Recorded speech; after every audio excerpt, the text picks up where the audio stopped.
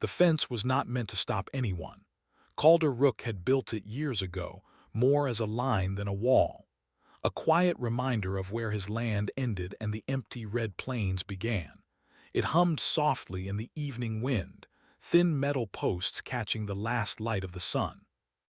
Calder stood on the porch of his small house, holding a cup of warm tea, watching the sky turn dark. He liked quiet. Quiet meant systems were stable. Quiet meant nothing unexpected was happening. That was why he noticed her immediately. She was slumped against the fence, chains wrapped around her arms and waist, the metal dull and heavy. Her head was lowered, long pale hair covering her face. She did not move when the wind shifted, and for a long moment Calder wondered if she was even alive. His hand did not go to a weapon. He did not shout, he simply stood still and watched. No dust trail, no transport marks, no signal pings on his internal display. Interesting. Calder slowly set his cup down and stepped off the porch. His boots crunched softly on the dirt as he walked toward the fence. When he was close enough, the figure stirred. She lifted her head. Her eyes were not human, too bright, too clear, reflective in a way that caught the fading light and bent it. She looked at him like someone who had practiced looking helpless. "Please," she said. Her voice was soft, carefully broken, each word shaped with effort. "Do whatever you want, just don't send me back." Calder stopped 3 steps away. There it was, not fear, not confusion. A line, delivered exactly when he was close enough to hear it clearly. He tilted his head slightly, studying her posture. The chains were tight but not cutting, heavy enough to look cruel. Positioned so she could still breathe, still speak, still be seen. "Back where?" he asked. She swallowed. "Home," too vague. Calder glanced down at the fence. The security sensors were silent. Someone had disabled them with care, not force. That took skill or access. "You chained yourself?" he asked. Her eyes flickered for a fraction of a second. Too fast for most people to notice. "Yes." A lie, a small one, the kind meant to sound brave. Calder nodded slowly as if he believed her. He reached into his pocket and pulled out a small handheld device. With a simple motion, he tapped the fence post. The low hum died instantly. The wider grid shut down with it. Somewhere far away, alarms should have gone off, but they didn't. He had planned for this years ago. The woman watched him carefully now. Her breathing slowed. Her shoulders relaxed just a little. "You can come inside," Calder said calmly. Her eyes widened just enough to look grateful. She shifted against the chains, letting them clink loudly. "You won't turn me in?" she asked. Calder gave a small shrug. "No one's asking." That was true for now. He unlocked the chains with a small tool, working slowly, giving her time to watch his hands. When the last lock fell away, she collapsed forward, catching herself on the fence. Calder stepped back, giving her space. She looked up at him again. "Thank you," she whispered. He gestured toward the house. "You look cold." She followed him without hesitation. Inside, the house was simple. One main room, clean but plain, tools neatly arranged along one wall, screens dark and inactive. No signs of wealth, no decorations beyond function. She sat where he pointed, on a chair near the heating unit. Calder handed her a blanket and a cup of water. She wrapped herself in the blanket quickly, fingers trembling just enough to sell the act. Calder leaned against the counter, arms crossed. "Name?" he asked. "Elira," she said. "I was owned." Calder nodded again. Owned, a strong word. One designed to test a reaction. His face did not change. "That's not legal here," he said. "I know," she replied quickly. "That's why I ran across open plains, past sensors with chains." He took a sip of water himself. "How did you know where I lived?" Her mouth opened, then closed. "I didn't. I collapsed. You found me." Another lie, cleaner than the first, still not good enough. Calder did not challenge her. Instead, he walked past her chair and casually pressed his hand against the wall. The house systems came alive silently, invisible to the eye. Old human design. No external signal bleed. No standard protocols. Elira did not notice, but something in her posture changed. Her shoulders tightened. "You're safe here," Calder said. "No one tracks this place." That was the third test. Her pupils narrowed. "No one?" she asked. "Not unless I invite them." Silence settled between them. Outside, the wind howled across the plains, carrying dust and static. Inside, the house was warm and still. Elira studied him openly now. Her expression shifted just slightly. Less desperation, more curiosity. "You're not afraid of me," she said. Calder smiled faintly. "Should I be?" She hesitated. "Most humans are." "Most humans don't live out here," he replied. She nodded slowly as if accepting that. Minutes passed. She drank the water. The trembling stopped. "You said I could stay," she said carefully. "For the night," Calder replied. "After that we'll talk." "Talk about what?" He met her gaze fully for the first time. "About why you were really sent here." Her breath caught, just for a moment. Then she laughed softly. "You think I was sent?" "I know you were," Calder said. The words hung heavy in the air. Elira set the cup down with steady hands. "If you know, why keep me?" Calder turned away, pretending to check a panel. "Because if I turn you in, you disappear quietly. If I help you escape, you vanish loudly." He looked back at her. "But if I keep you, people get nervous." Her eyes sharpened. "You're using me." "Yes," he said simply. She studied him for a long time, then she leaned back in the chair. "Do whatever you want," she repeated softly. This time the words were different, less practiced, more uncertain. Calder shook his head. "That line won't work on me." "Why not?" "Because anyone who says it that easily has been trained to." Her jaw tightened. Outside, a faint flicker crossed the sky, a scan pulse, distant and careful. Calder felt it through the floor. "They're looking," Elira said quietly. "I know. They'll escalate. I hope so." She stared at him. "You're not normal." Calder smiled again, this time without warmth. "Neither are you." He moved to the far corner of the room and activated a hidden console. Lines of old code scrolled across the screen, invisible to outside systems. Networks waking up. Nodes checking in. Human-built, human-ruled. Elira watched, a chill running through her despite the heat. "What are you?" she asked. "An inconvenience," Calder said. "To the right people." He shut the screen down and turned back to her.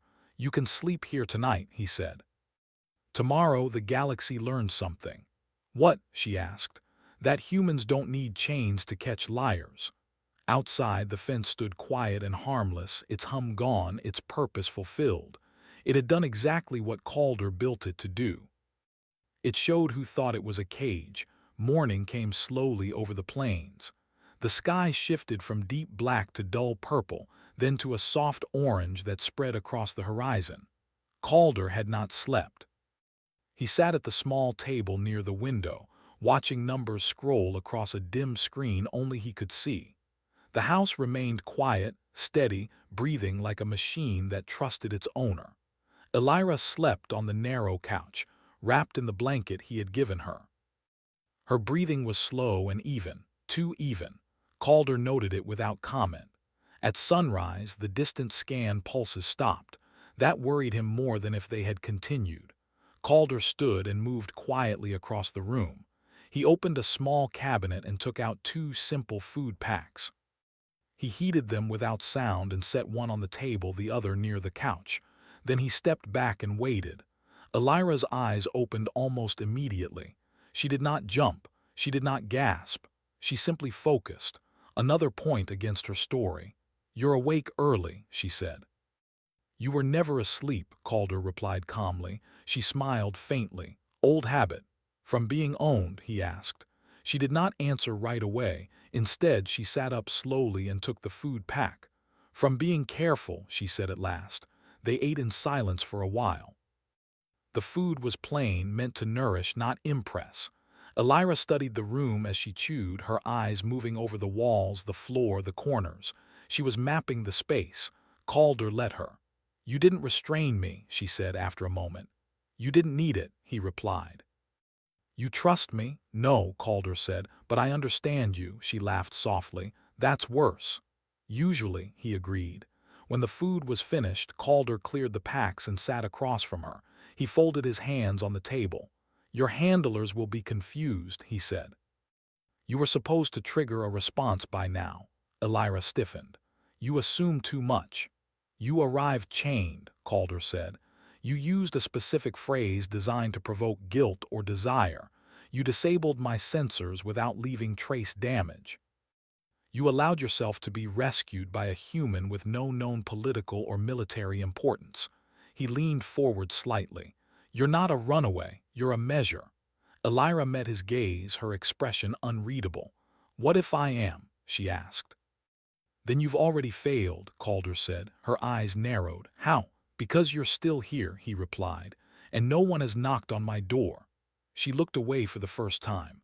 Outside, the wind picked up, rattling the fence posts gently. Calder glanced toward the window.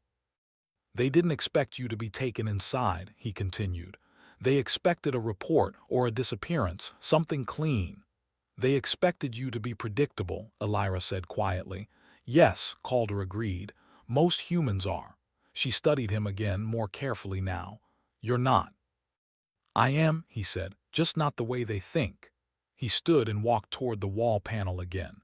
This time he did not hide the movement. The panel slid open smoothly, revealing an old interface, worn but well-maintained. Elira rose from the couch slowly. "What is that?" she asked. "History," Calder said, "the kind your people do like."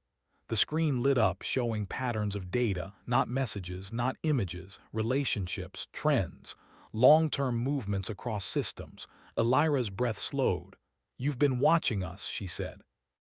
"We've been watched longer," Calder replied. "Humans learned early that survival doesn't always mean winning fights. Sometimes it means learning how others think." He tapped the screen. "Your empire tests species before absorbing them. You send observers.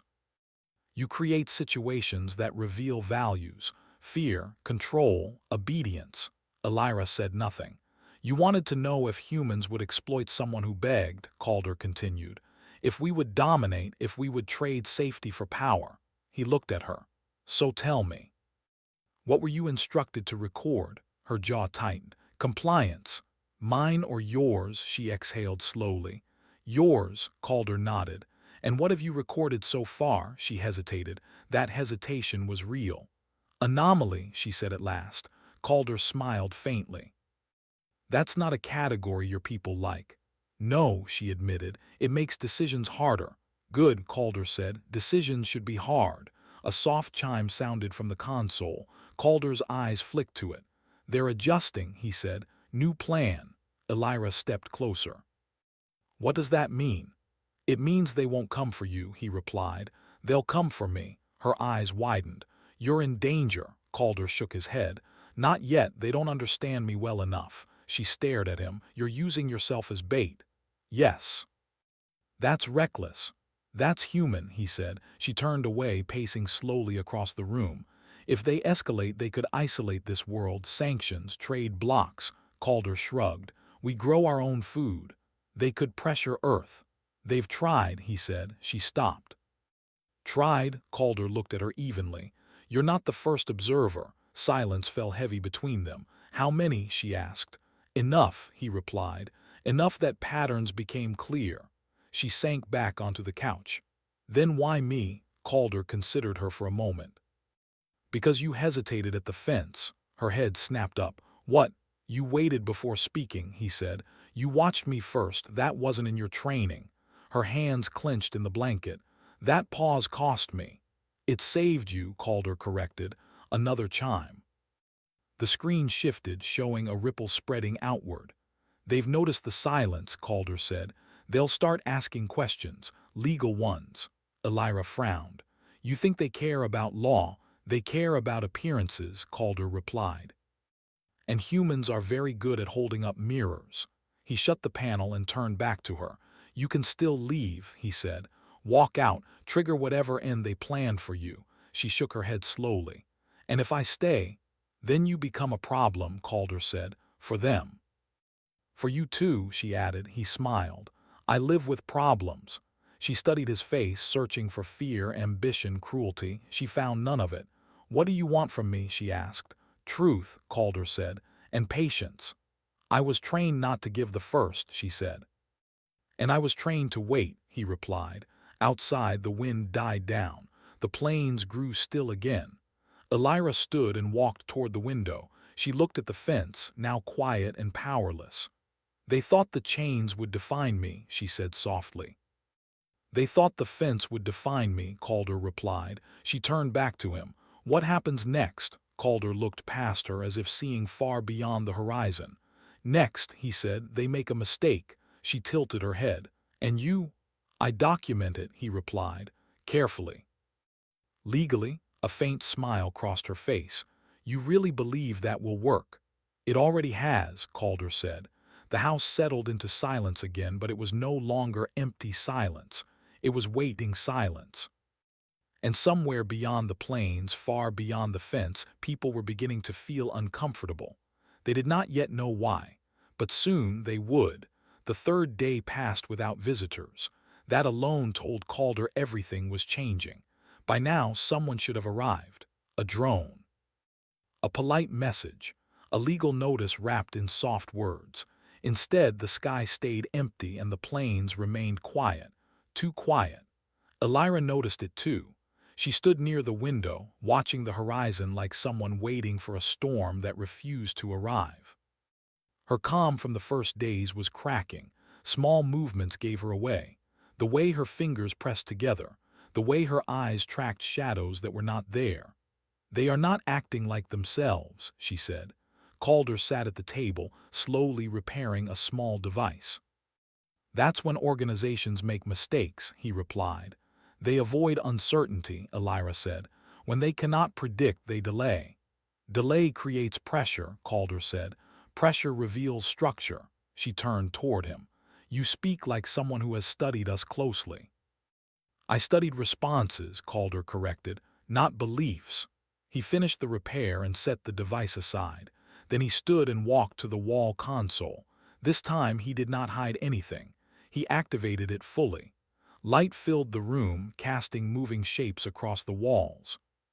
Streams of information appeared, slow and steady. No alerts, no alarms, just connections forming and reforming. Elira stared. This system should not exist, she said. It shouldn't, Calder agreed. That's why it does. What is it? She asked. A listening network, he said. Not for words, for reactions, she frowned. I don't understand. Calder gestured for her to come closer. Your empire believes control comes from knowing what people say. Humans learned that what matters is what people do when they are not sure who is watching. He pointed at the patterns. This tracks policy changes, resource movements, legal adjustments, small things, the things no one thinks to hide. Elira leaned in. You're watching them adjust around you. Around us, Calder corrected. She looked at him sharply. Me too. Yes, he said calmly, you are part of the equation. She took a step back. So I'm still a tool. You were always a tool, Calder said gently. The difference is who holds the handle. Her mouth tightened, but she did not argue. The screen shifted again. A new pattern emerged. Tight-focused, Calder's eyes narrowed. There it is. Elira followed his gaze. What? A request, he said, disguised as concern. He tapped the console and a message unfolded. Formal, careful, written in perfect human legal language. They were asking about her. Not demanding, not accusing, asking. They want confirmation of your status, Calder said. Alive, safe, willing. Elira's breath caught. They've never asked before. They have to now, Calder replied. Because if they don't, it looks like abandonment. And if they do, she asked. Then it looks like ownership, Calder said. She stared at the screen. Either answer hurts them. Yes, Calder said, that's the point. She folded her arms. What will you say? The truth, he replied. She laughed quietly. That's dangerous. Only if you're lying, Calder said. He typed a response. Short, clear, legal. The message stated that Elira was present by choice, unharmed, and free to leave at any time. It invited further communication through public channels. He sent it. The room felt heavier afterward, as if the air itself was waiting. They won't like that, Elira said. They won't know how to respond, Calder replied. Which is worse? Hours passed, then a day. On the fourth morning the sky changed. A distant shape appeared high above the plains, not a ship, a marker, a presence meant to be seen, not to act. Elira saw it first. They're signaling. Yes, Calder said, they want witnesses. From who? She asked. From everyone, he replied. The marker stayed in place, silent and unmoving. They're inviting attention, Elira said. That's risky. They think humans will back down when watched, Calder said. They misunderstand us. He activated the console again. This time multiple nodes lit up. Across human space, small systems woke. Civilian networks, legal forums, open data channels, nothing dramatic, nothing aggressive, just visibility. Elira watched in disbelief. You're making this public. They did, Calder said. I'm just not hiding. She shook her head. You're forcing them to explain themselves. Yes, they hate explanations.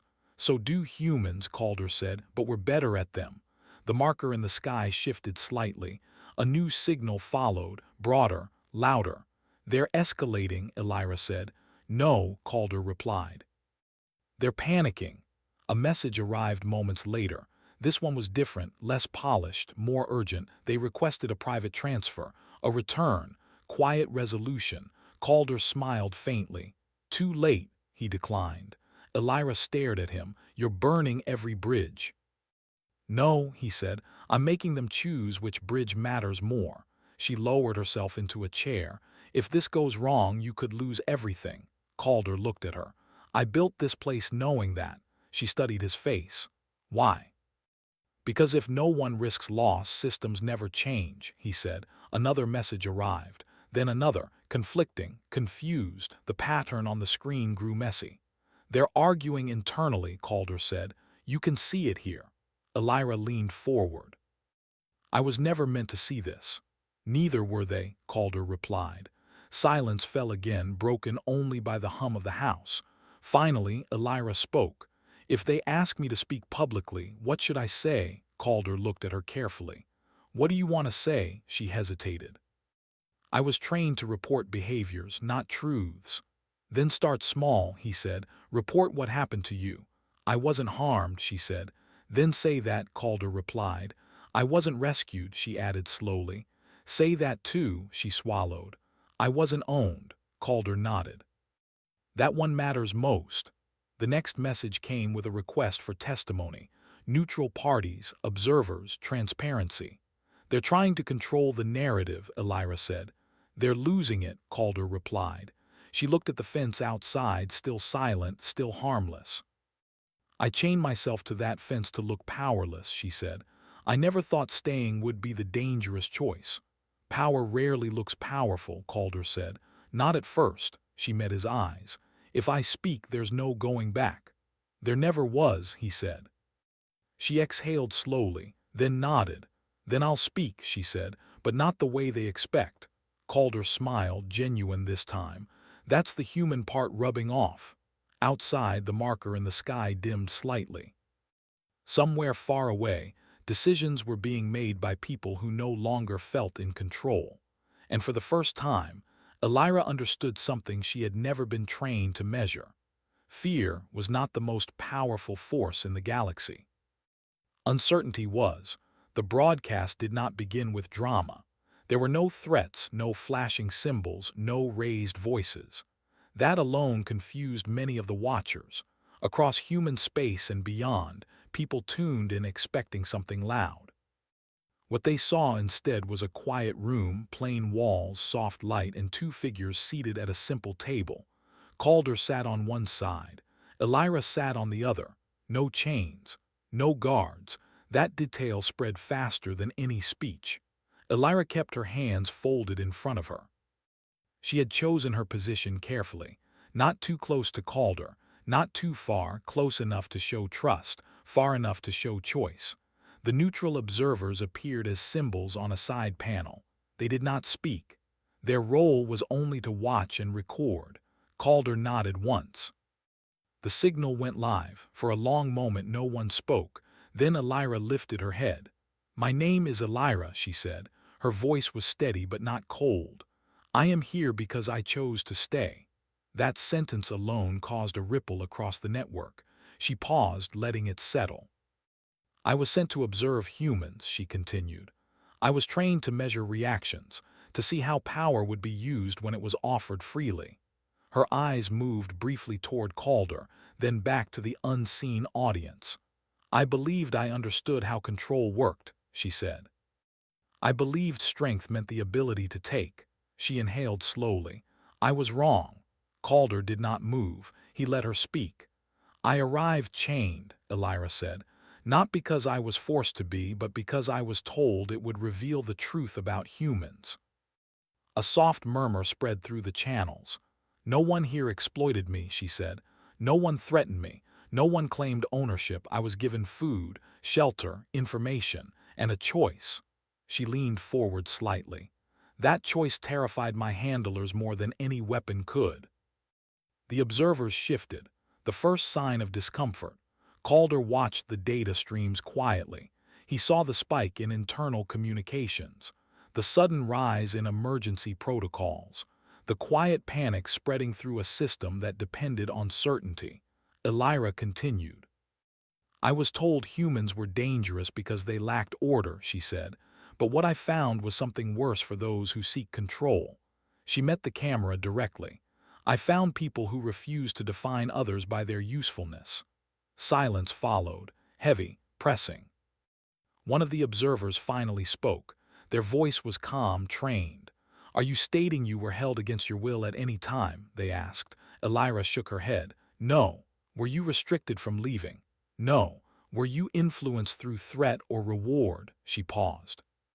Just long enough to be honest. I was influenced by being treated as a person, she said. The observer said nothing more. Calder leaned forward then, just slightly. For clarity, he said, his voice even, all records of this interaction are being released publicly. That caused the first visible reaction. Several observer symbols flickered. You are violating standard confidentiality protocols, one said sharply. Calder nodded. Those protocols require consent. He glanced at Elira. I consent, she said immediately. The observers fell silent again. Across the network, analysts began to understand the trap too late. This was no longer a private matter. Every response would be archived. Every hesitation would be noted. The Empire's representatives appeared next. Not as faces, but as carefully shaped symbols. They requested to speak. Calder allowed it. We acknowledge concern for one of our citizens, the representative said. We request her immediate return to ensure her safety. Elira smiled sadly. You never asked about my safety before. The representative paused. Circumstances have changed. Yes, she said, they have. Calder spoke again. Under which statute do you claim authority over her movement? Another pause, longer this time. Cultural agreements, the representative said. Those do not apply in human space, Calder replied, and they require voluntary participation. The symbol pulsed faintly. She was trained for this role. Training does not remove agency, Calder said. The observers shifted again. The legal weight of that statement settled in. The representative changed tactics. This situation creates instability, Calder nodded. So does secrecy. Elira took a breath. You sent me to see if humans could be controlled, she said. Instead, you learned you cannot control the story once it is told.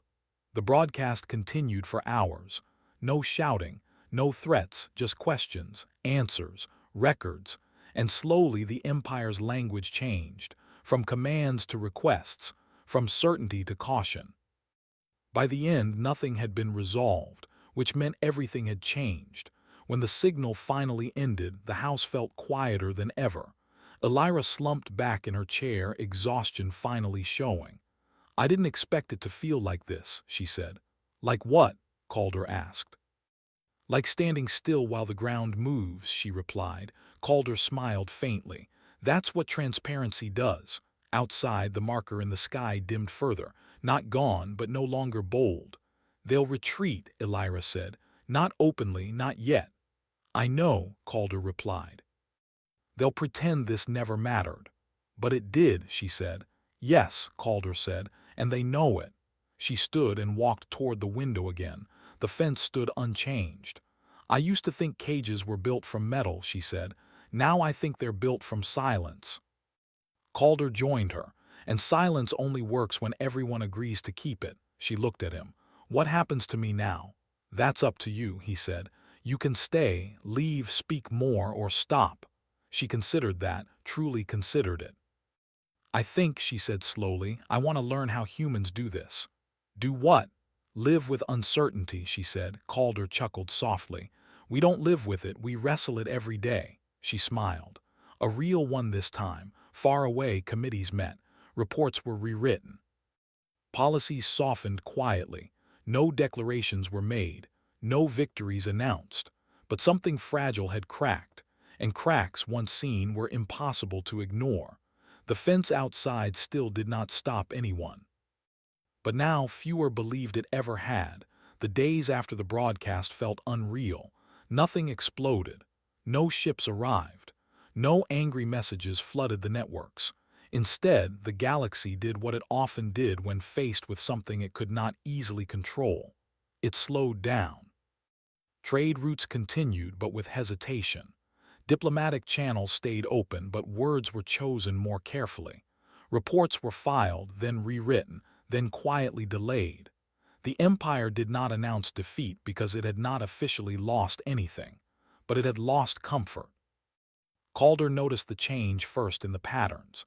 His console showed fewer sharp movements, fewer confident adjustments. Decisions were being made by committees instead of individuals. That always meant fear had entered the room. Elira noticed it in herself. She no longer jumped at distant sounds. She no longer planned every sentence before speaking. Sometimes she would stop mid-thought, surprised that no correction came. No internal voice telling her what was acceptable. It was unsettling. One morning she stood outside near the fence, the wind brushing against her hair. Calder watched from the porch as she rested a hand on one of the metal posts. This fence, she said quietly, was never strong. No, Calder replied. It was honest. She turned to him. That's why they chose it. They thought honesty meant weakness, he said. She nodded. They confuse openness with surrender. They stood there in silence for a while, watching the planes stretch endlessly outward. Messages still came, not demands anymore, invitations.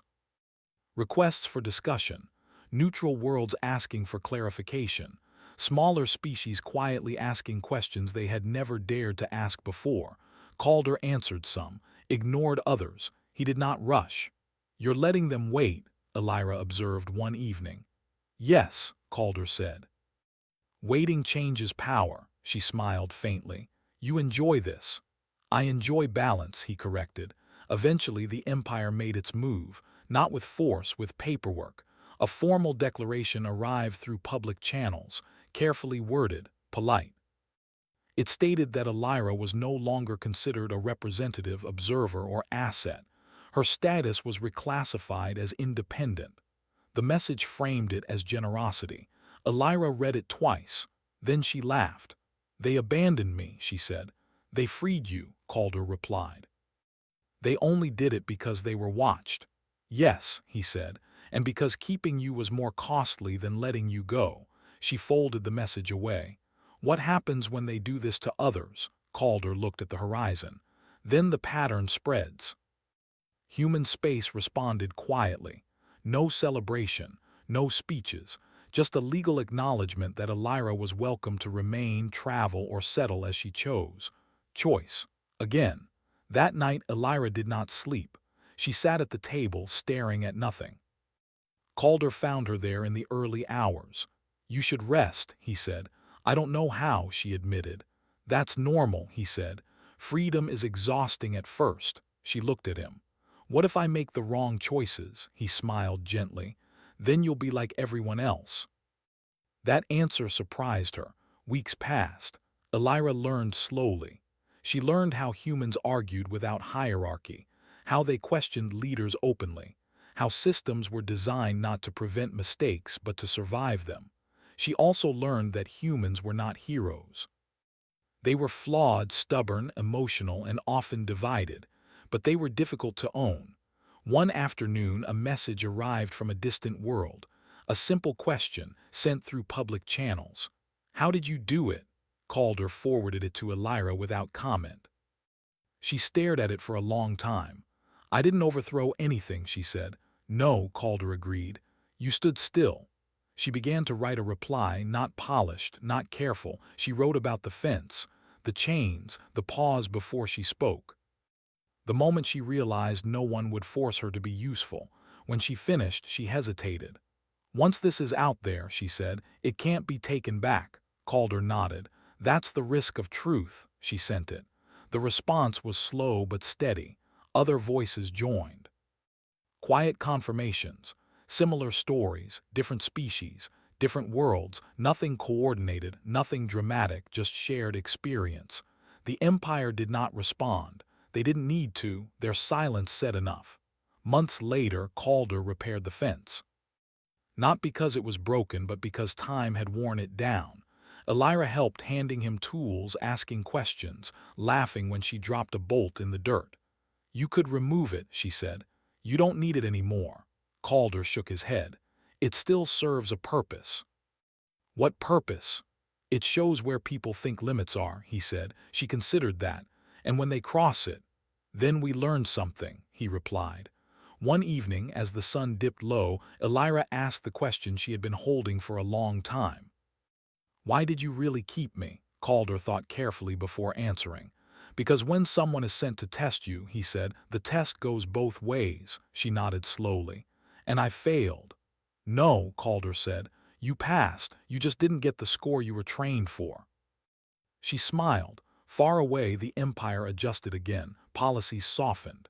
Language changed. Control became suggestion.